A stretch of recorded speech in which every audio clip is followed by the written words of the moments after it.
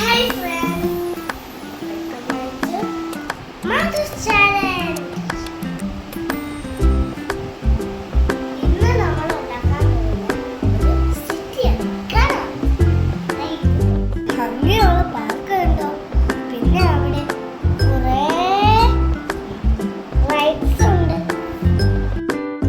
റോഡിലൂടെ എത്ര വാഹനങ്ങളാണ് പോകുന്നതെന്ന് നോക്കൂ. കളർഫുൾ ആയിട്ടുള്ള ഒരു ട്രെയിൻ ഉണ്ട്, കണ്ടോ?